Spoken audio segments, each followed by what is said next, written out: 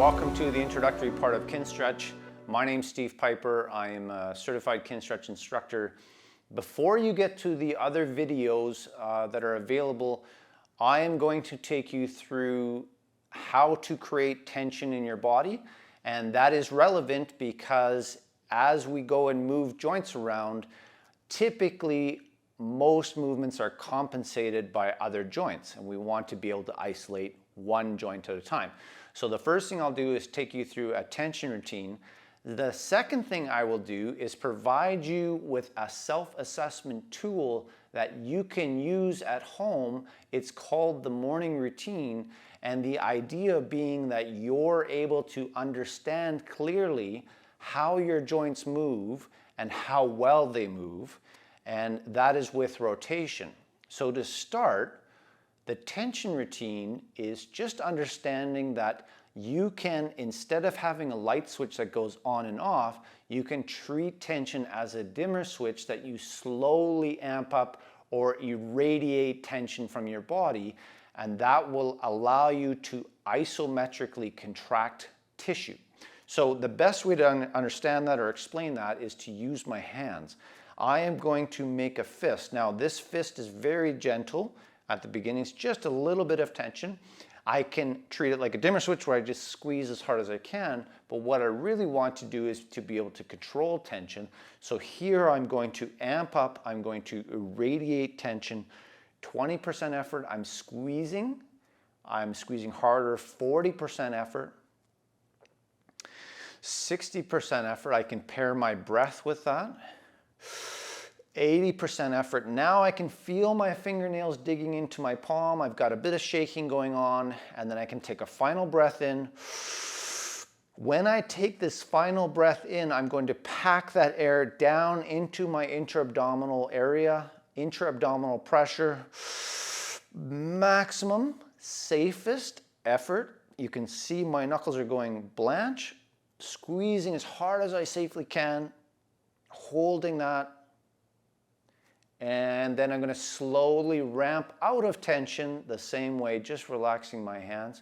So there is an example of tension. I did it in my fist. And now I'm going to do it for the rest of my body. I'll walk you through it. So here I'm standing. I've got my feet firmly planted on the ground. I'm going to start by making tension in my fist. So I'm going to start to squeeze my fist. I'm going to stiffen up at the forearm, pushing my elbow forward. I'm going to drive my shoulders down towards the ground. I'm going to squeeze my chest, I'm going to tighten up my tummy, I'm going to squeeze my cheeks together, and when I do that, I feel my leg corkscrew gripping the ground, and the last thing I can do is you'll hear the change in my voice as I start to tighten up my neck, and now I can amp up tension through my entire body, 20%, 40%, 60% effort. It's getting harder to move. 80% effort. And then last but not least, maximum safest effort. And then I'm breathing out, letting all the tension out of my body. And you will see in the subsequent videos, I talk a lot about irradiating or amping up tension as a dimmer switch, 20%, 40%, 60%, 80%, and then the maximum safest effort. That is going to help you fight for joint space, which is what Kinstretch is all about. And now I'll take you through the morning routine. The morning routine, again, is an assessment tool. It helps you, helps your central nervous system understand what's happening inside the joint. We are mainly going to use rotation of the joint to understand how it works. The first video today, morning routine, will be standing. I will also do a second video available to doing the morning routine from the ground. So the first thing we have to understand, we need to put ourselves under tension so that there's no extraneous movement. I'm going to start with my neck, and I'm going to slowly and control an articular rotation of my neck. I don't want other stuff compensating for me. I want to understand how just my neck is moving. So here I'll drop my chin to my chest. I'm keeping about 40% tension in my body, and I'm going to slowly start to scour my chin over my chest to the left shoulder check, and then I'm rotating over, under control, coming back, scouring down the right side of my chest. Again, round 2, second lap. What I'm trying to understand here or assess is how much end range rotation do I have in my neck without moving my shoulders, and are there any roadblocks or pinch points? If there are pinch points, that generally means there's a bit of inflammation in one of the joints in my neck, and I would seek help from a manual therapist of some kind. But if I'm just getting stiffness and tension, that generally means that Kinstretch is really the right thing for me to be doing. And I've done 3 rotations one way. I'm going to switch to the other way. Again, understand that you're trying to assess joint space here, and you have many joints in your neck. You're trying to understand what the rotation feels like. And the only other thing I would add is that one side of your neck or one direction of rotation might behave differently than the other. So I've done 4 laps one way, 4 laps the other way. Sure, it's stiff and tight, but there are no pinch points in my neck. I can move on to the middle of my back. It's the middle to lower. Here I'm going to grab my shoulder blades just so that I can keep my arms and hands out of the way. And I'm going to move just like I did with my neck. I'm going to slouch. And then I'm going to scour over to the right side, turning back, rotating over my spine, turning to my left. What I see a lot of people do here is forget that they're under tension for the rest of their body, and their hips start to do a hula hoop around.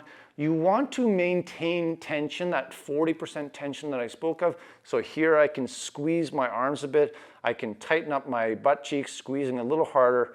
And now I can isolate through the middle to the lower part of my back as I rotate through in my 3rd lap. Again, just assessing how much space do I actually have in there, and do I need to focus on this for a Kinstretch? So I go back the other way, again slouching forward, turn to the left, trying to minimize how much compensatory movement patterns I have. And on the 3rd lap, I'm happy with that. I'm satisfied. Sure, there's some stiffness and tension, but there's no pinch points. For the next one, I will turn sideways so that you can see I'm going to work on the shoulder blade. Here I'm going to glue my middle finger to my thigh as a cue, and I'm going to hike my right shoulder blade up, forward, down, and back, drawing a circle, controlled circle, articular rotation, trying to explore the joint space. And again, I'm holding tension in the rest of my body so that I can isolate my right scapula. I'm going to rotate the other way, slow and controlled. If you're whipping through this, you're likely not going to find the end range of the joint space. And then for my left side, I'll just stand forward so you can see a different angle. Here I'm going to draw my shoulder blade up, forward, hand slides down my thigh, rotate around, trying to explore. Now my left shoulder blade rotates differently than my right. That's okay. That might just give me something to work on. It informs where you go and what you do. I've reversed, going back the other way. Again, no pinch points, just exploring rotation. I'm speaking to the central nervous system by hitting all of the mechanoreceptors inside the joint. And my left shoulder blade working just fine. I'm going to switch into the glenohumeral joint, which is the shoulder joint. Here I'm going to turn my arm open. I'm going to draw my arm across center line. And with this movement, I often see a lot of compensatory patterns. All I'm going to do is come up into end range flexion. I'm going to hold there, understand the feedback from the joint. There's some stiffness there, there's no pinch. I'm going to push my arm away as I reach into the back seat. And I'm going to come down to the side. Notice that my thumb is pointing back. I'm in what's called internal rotation. And here I'm going to travel in reverse. Again, not allowing my chest to turn as I rotate through the joint space, coming back down. Remember that you're under tension, coming up, around, scouring the edge of the joint, giving as much feedback as you can to the central nervous system. And back down. For the left side, I'll turn for the side angle. Here my palm is up, come up into center, reaching end range flexion. I'm going to turn and reach, trying to fight for more joint space to see where the end of my range is, holding an extension, come all the way down. Notice that my palm is facing forward. I reach back, up and around. Second lap, I should have more joint space here as I come up, reach behind, come all the way through, trying not to rotate through my chest, isolating the shoulder joint.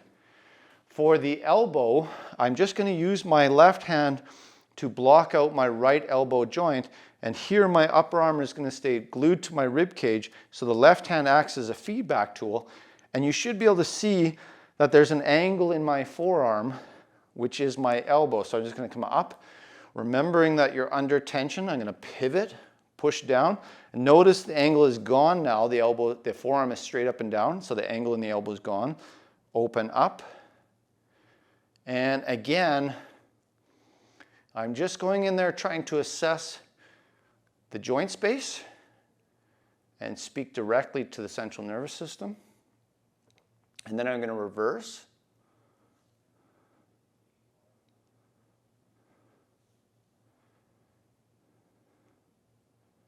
And joint space is fine, so I'm going to stop at 90 degrees at the elbow. Here I'm going to lock my forearm down with my left hand, and I'm going to do wrist rotation. Now, just for camera purposes, I'm just going to tilt this down. I'm going to start by turning my hand in, around. Notice that my forearm doesn't turn over in my hand as I rotate through just the wrist joint. Again, I'm trying to explore expanding the circle as I go. Every time I go for more joint space, I expand the circle. Reverse, I go the other way.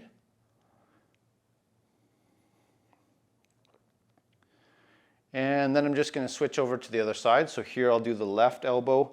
Again, I'm going to block out the inside bony part of the elbow just as a feedback tool. And you can see that angle again as I bend up, around, push down, exploring and expanding the circle that is the joint space of my left elbow. And then I'm going to travel in reverse, so now I'm going to reverse direction. My left medial epicondyle has never left my fingers here as a feedback tool. A little bit stiffer on my left elbow. Here I'm going to lock down the forearm again, work through the left wrist, noticing that my fingers stay glued together and there's no forearm movement. It's almost like you're balancing the most precious thing in the world, which would be your iPhone, on your forearm, and then reverse the other way. Don't try that at home, and don't blame me for breaking your iPhone.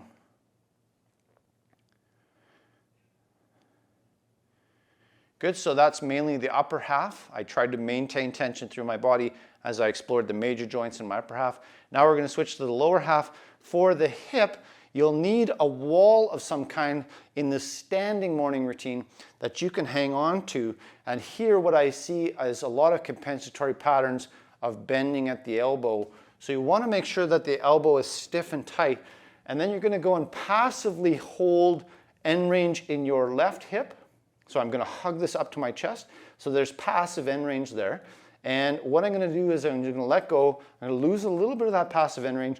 But now I'm going to go through a controlled articular rotation of my left hip, putting my hand on my tummy so that nothing else moves. I'm going to peel off to the side. I'm going to slowly rotate back behind, pushing my leg back as far as I can, drawing my knee back up into that passive end range.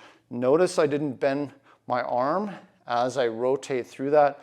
I can always think I can get more space if I bend my arm, but if I keep my arm stiff, I'm really just trying to isolate the hip joint.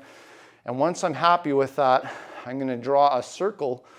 I think the best thing to do is imagine that there's a pen on the end of your knee and you're trying to draw a circle with that pen, expanding your joint space as you go through this. So 3 or 4 laps one way, and I'm just going to come the other way, forward over the hurdle, trying to limit how much rotation I get through the spine or my elbow.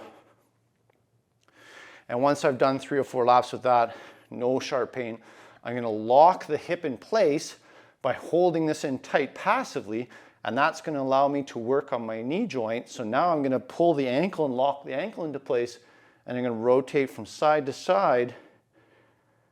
Notice my shin rotating back and forth, coming up, around, exploring how much knee joint I have. I'm trying not to fold through my spine, thinking I could get more knee joint movement there. I'm working hard, my hamstrings are tight. That is all part of the assessment routine. Good. Now I'm going to lock down the rest of the leg, and I'm going to focus on ankle joint space. So here, I'm still maintaining that stiff arm position on the wall as I work through trying to expand the circle, trying to keep my toes from moving. I'm just focusing on the ankle joint. Then I'm going to rotate back the other way.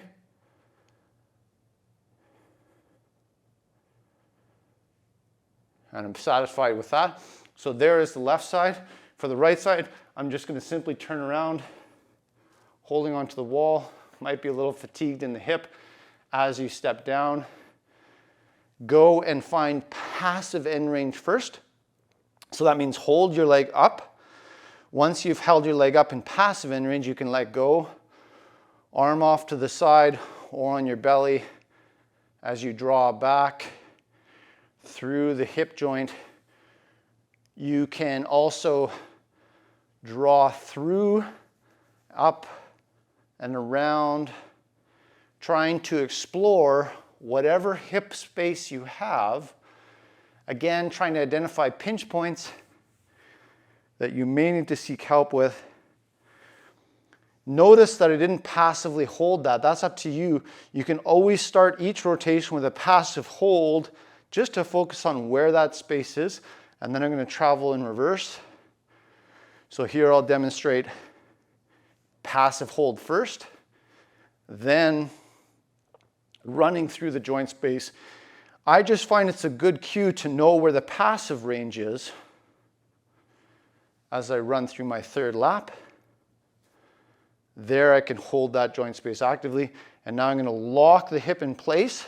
So my right arm reaches around. I'm going to start my tibial rotation, which is focusing on the knee joint. And then I'm going to extend the knee, turn, come back in. You'll notice there's hamstring tension there. That's okay. Trying to assess knee range. Go back the other way. Keep yourself stiff and tall. Left arm straight on the wall. Good, and then I'm going to lock down the rest of the leg as I run through ankle range of motion. Trying to keep the toes out of the equation. Going back the other way. And then once on the ground, you're not going to be able to see my toes that much, but here I'm going to try to lift my big toe up, and I'm going to tap my big toe. The toes are just as important as any other joint. Then I'm going to keep my big toe pinned, and I'm going to lift the small toes. Again, trying to control myself. And then I'm going to lift all the toes up And here I'm going to tap the big toe. I always find it a little bit helpful if my thumbs get involved. And then I'm going to tap the small toes, keeping my big toe up. And then I'm going to piano key the toes from the pinky into